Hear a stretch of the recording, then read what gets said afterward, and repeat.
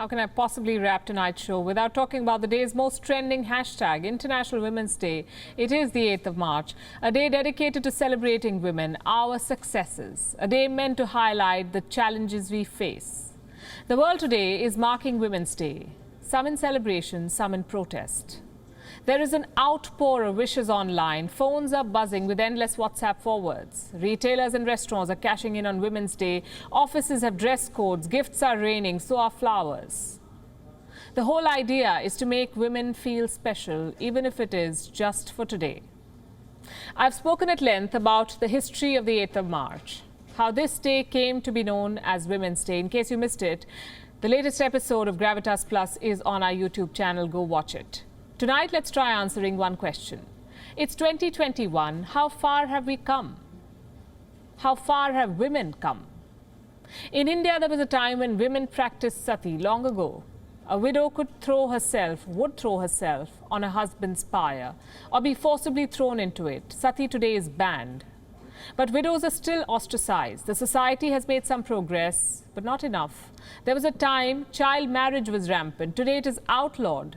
But according to one report, 27% of girls in India are married before their 18th birthday. 7% are married before the age of 15.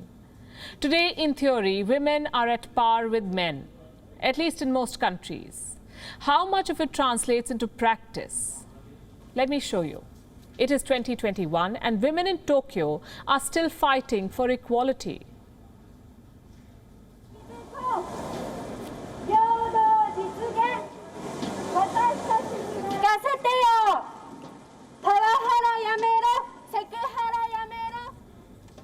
This happened earlier today. The slogan being chanted is "Stop power harassment, stop sexual harassment."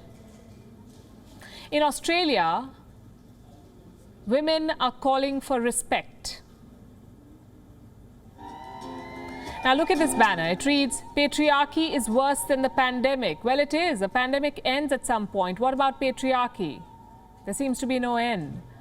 There is no count of the number of lives it claims. In the Philippines, women today are protesting human rights violations. In Turkey, women were protesting China's treatment of Uyghur women.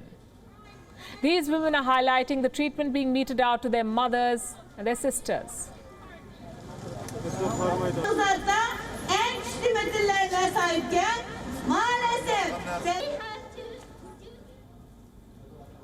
Paris.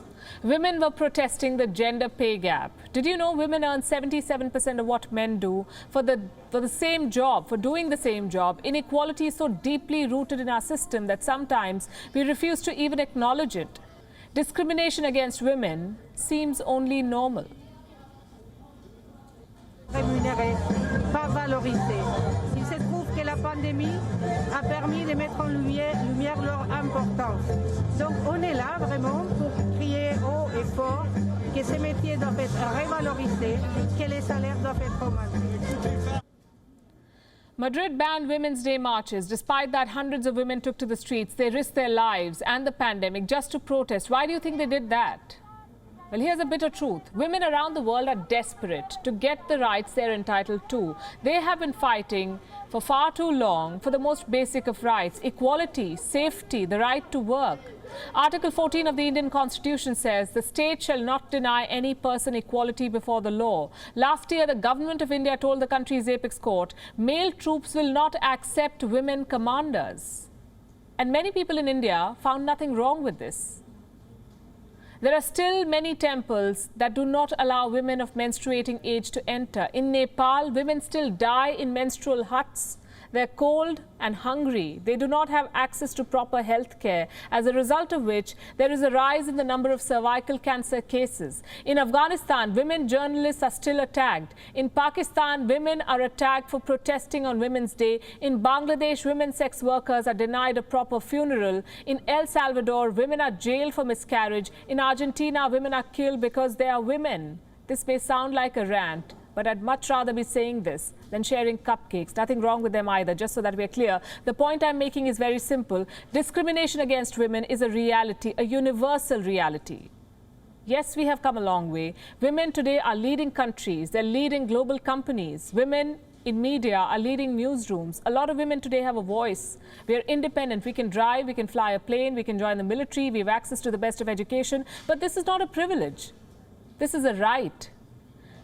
So while we celebrate the road we've traveled so far, let's not lose focus on the road ahead. This Women's Day, let's strive for a bigger change. WION is now available in your country. Download the app now and get all the news on the move.